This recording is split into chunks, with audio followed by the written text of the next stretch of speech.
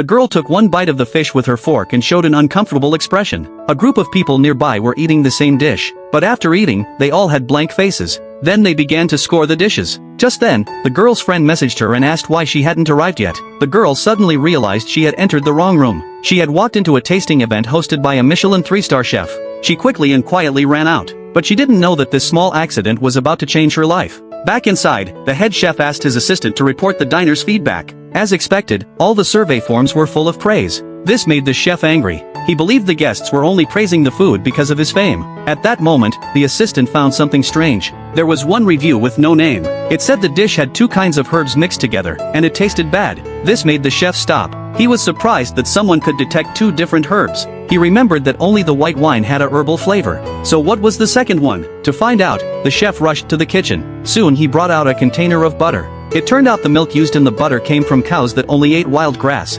This theory shocked the assistant. The chef believed that the person who wrote the review had an incredible sense of taste. He told the assistant to find this person no matter what. At that moment, the girl, who worked as a hotel cleaner, had fallen asleep in the chef's room from exhaustion. She was caught and fired after being reported by the assistant. Now jobless, the girl decided to treat herself to a nice meal to cheer up. Unexpectedly, she ran into the chef again. She saw the man who got her fired and told him to stay away.